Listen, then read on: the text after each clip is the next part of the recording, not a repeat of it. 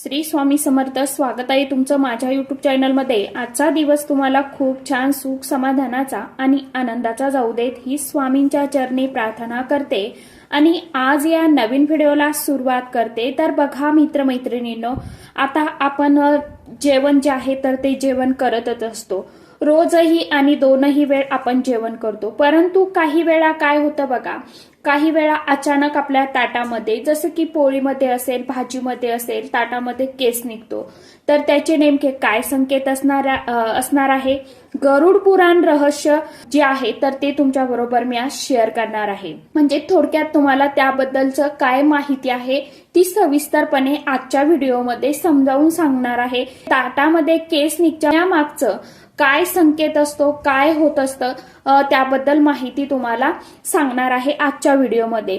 जसं की आपण म्हणतो, असतील शीते तर जमतील भूते. आपल्या मराठीतील एक खूप महत्वाची म्हण आहे बघा, अतिशय महत्वाची म्हण आहे. निरोगी जीवन जगायचं असेल तर आपल्याला याच दिशेला तोंड करून जेवावं, नाहीतर रोग पाठीशी लागतात आणि विनाकारण दवाखान्यामध्ये पैसा खर्च होतो. त्यामुळे जेवण करताना जर तुम्ही या दिशेला तोंड करून जेवण केलं तर तुम्हाला आरोग्याची प्राप्ती होते आणि आपलं शरीर जे आहे तर ते निरोगी राहतं, आपलं आयुष्य निरोगी जगता येतं.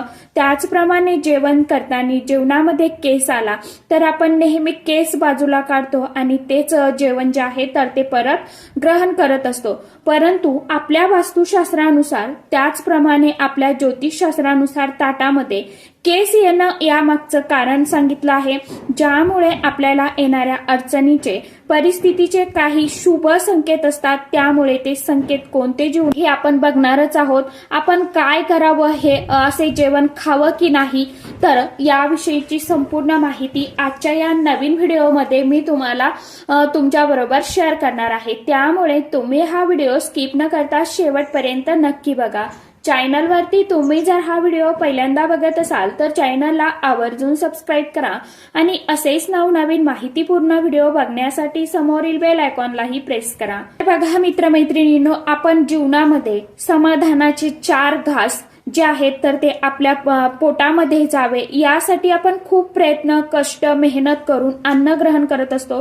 म्हणजेच काय, त्या अन्नासाठी आपण खूप मेहनत करतो, कष्ट करतो. पण कधी कधी आपण जेवायला बसलो की आपल्या ताटामध्ये अचानकपणे केस येतो, केस निघतो. मग आपण तो केस काढून टाकतो आणि तो केस बाजूला करून परत जेवण जे आहे तर ते करायला सुरुवात करतो. दुसऱ्या ताटामध्ये वाढून घेतो आणि जेवण करतो.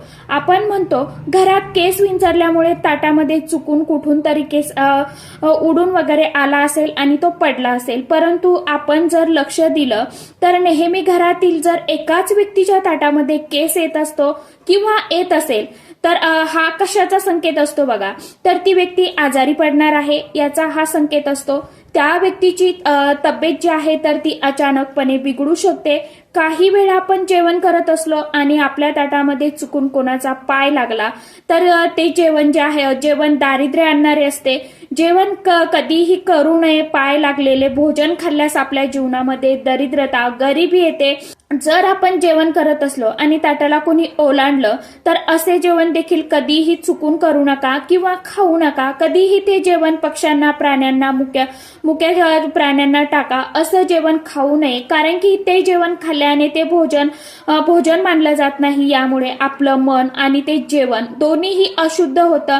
शास्त्रानुसार व्यक्तीने नेहमी पूर्व किंवा उत्तर दिशेला तोंड करून अन्न ग्रहण करावं. असं केल्याने व्यक्तीसाठी अन्न अधिक फायदेशीर होतं. त्याचबरोबर दक्षिण दिशेला खाल्लेलं अन्न जे आहे तर ते भूताचं मानलं जातं आणि पश्चिम दिशेला खाल्लेले अन्न रोग वाढवते. जेवण करताना सुरुवातीचा घास पूर्वजांच्या नावाने बाजूला काढून ठेवावा आणि शेवटी तो घास परत ताटामध्ये ठेवून द्यावा. त्यानंतर बेसिंगमध्ये ठेवू शकता. एकाच ठिकाणी बसून पोटभर जेवण करावं. जेवण करत असताना सतत म्हणजे वारंवार उठू नये, उठबस करू नये. असं केल्याने धनाचा नाश होतो. जेवण करताना उठबस केल्याने धनाचा नाश होतो. टाकून दिलेले म्हणजेच आपल्याकडून चुकून खाली पडलेलं अन्न पुन्हा खाऊ नये. यामुळे आयुष्य कमी होतं. कुणालाही उष्ट जेवण जे आहे तर ते खाऊ घालू नका आणि कोणाचेही उष्ट जेवण आपण स्वतः देखील खाऊ नका. जेवण शांत आणि आनंदी मनाने करा. जेवणात काही कमतरता असल्यास अशा जेवणाला नावं ठेवू नका. पती आणि पत्नी जर एकाच ताटामध्ये जेवण करत असतील तर ते अशुभ असते किंवा मानले जाते. पती पत्नीचे एकाच ताटात जेवण म्हणजे मद्यपान करण्यासारखे आहे. त्या व्यक्तीच्या आरोग्यावरती दुष्परिणाम होतो आणि जे जेवण करता करता केसांचा गुच्छ जर जेवणाच्या ताटात आला तर समजावं की त्या व्यक्तीवर खूप मोठं संकट येणार आहे. खूप मोठ्या संकटात ती व्यक्ती येण्याची म्हणजेच पडण्याची धोक्याची शंका आहे असं देखील समजावं. त्यामुळे हा संकेत जाणून घ्या. मुलगी जोपर्यंत वडिलांच्या घरी आहे तोपर्यंत मुलीने वडिलांसोबत ताटात जेवण करावं. त्यामुळे वडिलांचा कधीही अकाली मृत्यू जो आहे तर तो होत नाही आणि वडिलांचा मृत्यूपासून संरक्षण होतं. म्हणून जोपर्यंत मुलीचं लग्न होत नाही तोपर्यंत मुलीने तिच्या वडिलांसोबत बसूनच जेवण करावं. कधीही इतरांच्या वाटणीचं अन्न आपण स्वतः खाऊ नये. असं आपण जर अन्न खाल्लं तर आपल्या जीवनामध्ये दरिद्रता म्हणजेच गरिबी येते. सुदामाने भगवान श्रीकृष्णांच्या वाटणीचे चणे गुपचूपपणे खास स्वतः खाऊन घेतले होते. त्यामुळे त्याला घोर दारिद्र्याचा गरिबीचा सामना करावा लागला होता. त्यामुळे कोणाच्याही वाटणीचं अन्न जर कोणतीही वस्तू असू देत तर ती स्वतः ग्रहण करू नका. ज्याचा हिस्सा आहे ज्याचा भाग आहे तर तो त्याला देऊन द्या. आपण स्वतः खाऊ नका. आपल्या भोजनातील भोजनातील अंश जो आहे तर तो पशु पक्षी यांचा भाग देऊन त्यांना टाकावा. मग आपण ते भोजन ग्रहण करावं. त्यांच्या वाटणीचे कधीही आपण खाऊ नये. सर्वांना वाटून मिळून मिसळून भोजन केल्याने आपल्याला त्याचं पुण्यफळ जे आहे तर ते मिळत असतं आणि माता लक्ष्मी आपल्यावरती प्रसन्न होते. त्याचबरोबर वास्तुशास्त्रानुसार तुटलेल्या किंवा फाटलेल्या ताटामध्ये म्हणजेच फुटलेला जेवण करणे अशुभ मानलं जातं. यामुळे आपण आपल्या दुर्भाग्याला आमंत्रण जे आहे ना तर ते देत असतो. त्यामुळे आपल्या जीवनात दुःख दारिद्र्य जे आहे तर ते प्रवेश करते. एकादशीच्या दिवशी कधीही तामसिक अन्न पदार्थांचं सेवन करू नये. एकादशीच्या दिवशी अन्न सेवन करण्याचे हे नियम जरूर पाळावे. उत्तर दिशेला मुख करून जेवण केल्याने सन्मान आणि पूर्व दिशेला मुख करून म्हणजे तोंड करून जेवण केल्याने प्रसिद्धी मिळते. शास्त्रानुसार एकादशीच्या दिवशी मांसाहार करणे त्याचप्रमाणे मद्यपान करणे हे देखील टाळावं म्हणजेच करू नये. त्याचप्रमाणे सात्विक अन्नाचं जेवण करावं. जेवणाची नासाडी देखील करू नये. अन्नाचा दुरुपयोग करू नये. हे शास्त्रानुसार चुकीचं मानले जाते. म्हणून आपल्या ताटामध्ये आलेले उष्टी अन्न कधीही खाऊ नये. त्यामुळे घरामध्ये कधीही माता लक्ष्मी जी आहे तर ती टिकत नाही. तुम्हाला लागेल तेवढंच अन्न घ्या, तेवढंच खा. तर तुम्ही हळूहळू थोडे थोडे करून खाऊ शकता. परंतु ताटामध्ये उष्ट अन्न सोडू नका. किंवा काही लोक जेवण झालं तरी त्यांचं ताटामध्ये हात धुतात. असं करणे चुकीचं आहे. माता अन्नपूर्णा देवीचा हा अपमान आहे किंवा मानला जातो. त्यामुळे माता अन्नपूर्णा देवी नाराज होत असते. आपण आपले जेवण झाले तरीही इतर सर्व उठल्याशिवाय आपण ताटावरून उठू नका. जर असं केलं तर आपले पितर जे आहेत तर ते नाराज होतात. आपल्याला पितृदोष देखील लागतो. जेवण झाले की ताटात हात धुणे हे वास्तुशास्त्रानुसार निषिद्ध मानले जाते. आपल्या योनीतील जीवांचे रक्षण होत नाही. म्हणून जेवण झाले की त्याच ताटामध्ये थोडंसं पाणी टाकून ठेवावं आणि हात जो आहे तर तो दुसरीकडे जाऊन धुवावा.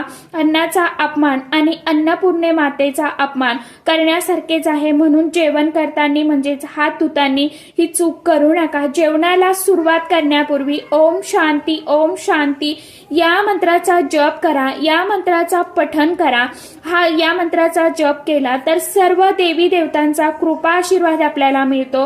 हे सर्वजण आपल्यावर खूप प्रसन्न होतात आणि देवी देवतांची आज्ञा घेऊन मग जेवण करण्यास सुरुवात करावी. आपल्याला जर कोणतेही मंत्र येत नसतील तर जेवणाला सुरुवात करण्यापूर्वी निदान भगवंताचं परमेश्वराचं ध्यान करावं. सांगावं की भगवंता आता तुझ्या कृपेमुळे मला पोटभर जेवण जे आहे अन्न जे आहे तर ते मिळत आहे आणि या जेवणाला सुरुवात करावी.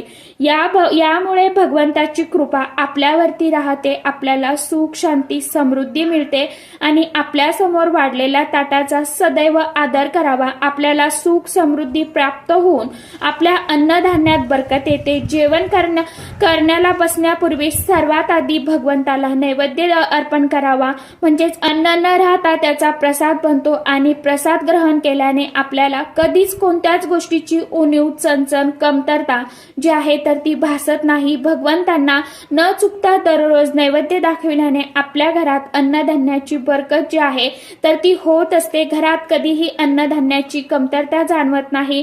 बिछाण्यावर बसून म्हणजेच क्वाटवरती, बेडवरती बसून कधीही जेवण करू नका, म्हणजेच अंथरुणावरती बसून जेवण करू नका. यामुळे व्यक्तीला कितीतरी रोगांचा सामना करावा लागतो. किंवा असं म्हणतात की बिछाण्यावर, क्वाटवरती बसून जेवण करण्याची वेळ येते, तेव्हा नेहमी जेवण करताना कधीही कुणालाही उठवू नका.